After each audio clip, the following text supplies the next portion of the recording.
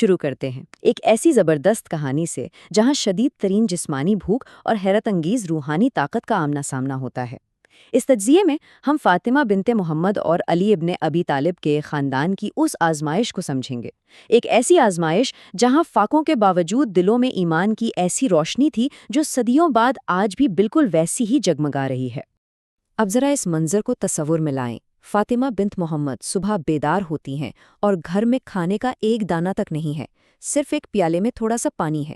وہ اس پانی کو پیتی ہیں اور شکوہ کرنے کے بجائے اللہ کا بے مثال شکر ادا کرتی ہیں۔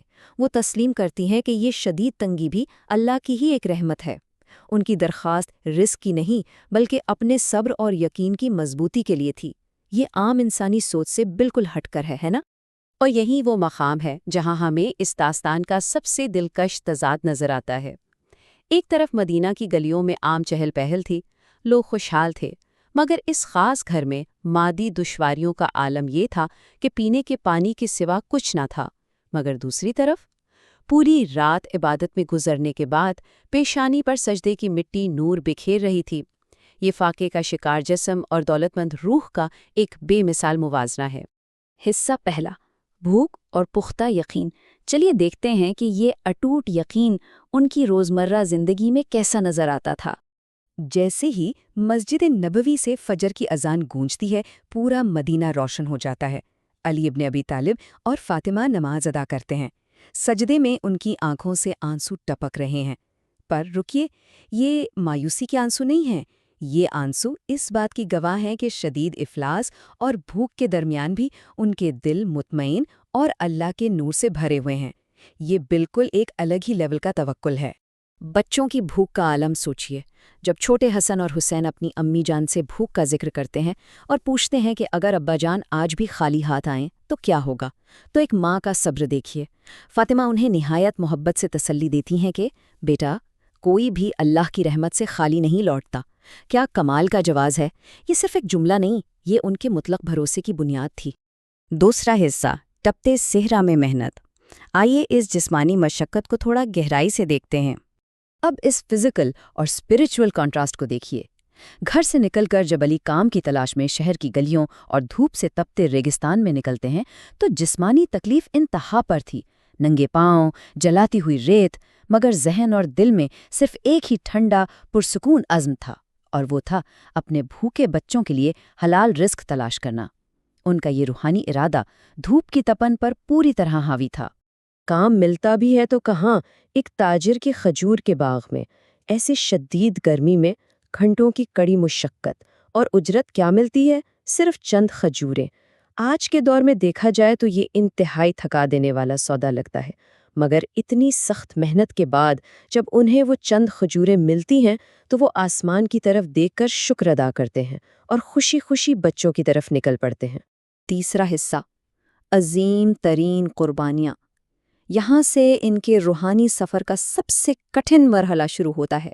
ان کی آزمائش کا چکر دیکھیے کتنا مسلسل ہے۔ جیسے ہی گھر والے خون پسینے سے کمائی ہوئی ان چند کھجوروں کو کھانے کے لیے بیٹھتے ہیں، دروازے پر ایک دستک ہوتی ہے۔ ایک کانپتی ہوئی آواز ابھرتی ہے، ایک بوڑھا شخص جو کئی دن سے بھوکا ہے۔ ایسے وقت میں جب اپنا جسم بھوک سے نڈھال ہو، یہ دستک ایک عظیم ترین فیصلے کا سبب بنتی ہے۔ اور یہاں جو فیصلہ ہوتا ہے وہ حیرت انگیز ہے۔ فاطمہ تجویز دیتی ہیں کہ یہ کھجوریں اس ضرورت مند کو دے دی جائیں اور وہ لوگ خود صرف پانی پی کر ہی ایک اور رات گزار لیں۔ مسلسل بھوک برداشت کرنا، پھر جسمانی محنت سے رزق کمانا اور اسے کسی اور ضرورت مند پر قربان کر دینا، اپنے فاقے کے باوجود دوسروں کو ترجیح دینے کی یہ واقعی انتہا ہے۔ جب علی بچوں کی بھوک پر فکر مند ہوتے ہیں تو فاطمہ کی منطق سنیے جو عقل کو دنگ کر دیتی ہے۔ وہ کہتی ہیں کہ اگر بچوں نے صبر کر لیا تو اللہ بہترین اجر دے گا، اور اس مسکین کی دعا مل جانا ہی اصل میں سب سے بڑی دولت ہے۔ سوچئے ذرا، ایک ایسی دولت جس کے سامنے دنیا کی ہر بھوک اور ہر مادی رزق بالکل چھوٹا پڑ گیا۔ چوتھا حصہ، جنت سے انعام۔ اگلے دن بھی جب آٹے کی روٹیوں کے ساتھ یہی قربانی دہرائی جاتی ہے تو کہانی میں ایک نیا موڑ آتا ہے۔ یہاں یقین کو سمجھنا بہت ضروری ہے۔ کئی دنوں تک گھر میں کھانے کا ایک لقمہ نہ ہونے کے باوجود ان کے دل یقین سے بھرے تھے۔ یہ کوئی عام دنیاوی بھروسہ نہیں تھا، یہ ایک ایسا اٹوٹ توکل تھا جو ظاہری اسباب یعنی ریسورسز کے بالکل صفر ہو جانے پر بھی صرف اور صرف اللہ کی ذات پر قائم رہتا ہے۔ اور پھر اس روحانی سفر کا نتیجہ کیا نکلتا ہے؟ ان دلوں کے صبر اور شکر کی انتہا کو دیکھتے ہوئے اللہ تبارک و تعالی نے فرشتے جبریل کو حکم دیا کہ وہ بلا واسطہ ان کے دروازے پر آسمانی رزق لے کر جائیں۔ ایک نورانی شخص دروازے پر آتا ہے اور انہیں ان کے بے مثال صبر کا ڈائریکٹ انعام دیتا ہے۔ جب یہ جنتی کھانا سامنے آتا ہے تو علی اور فاطمہ کی آنکھوں سے بے اختیار آنسو بہنے لگتے ہیں، اس بار خوشی کے آنسو۔ جب بچے حیرت سے پوچھتے ہیں کہ یہ رزق کہاں سے آیا تو انہیں بتایا جاتا ہے کہ یہ اللہ کی رحمت ہے، جنت سے آیا ہوا رزق۔ جو گھر کل تک دنیا کی نظر میں خالی اور بھوکا تھا، آج اللہ کی خاص رحمت سے روشن اور بھرپور تھا۔ 5واں حصہ، صبر کی اصل طاقت۔ آئیے اس آخری حصے میں دیکھتے ہیں کہ اس انتہائی جذباتی واقعے سے ہمیں کیا سیکھنے کو ملتا ہے۔ اس کہانی نے ایک حقیقت ہمیشہ کے لیے ثابت کر دی ہے کہ حقیقی صبر اور اللہ پر اٹوٹ یقین کبھی ضائع نہیں جاتا۔ جب انسان دنیا کے اسباب پر نہیں بلکہ ان اسباب کے پیدا کرنے والے پر بھروسہ کرتا ہے تو پھر ایسے دروازے کھلتے ہیں جن کا ہم تصور بھی نہیں کر سکتے۔ جیسے جیسے ہمارا یہ تجزیہ اپنے اختتام کی طرف بڑھتا ہے، ایک انتہائی گہری سوچ ہمارے سامنے آتی ہے۔ زندگی میں جب روزمرہ کی پریشانیوں اور دنیاوی آزمائشوں کا سامنا ہو تو کیا ہم اپنے دلوں میں فاطمہ اور علی کے اس عظیم صبر اور یقین کی ایک جھلک پیدا کر سکتے ہیں؟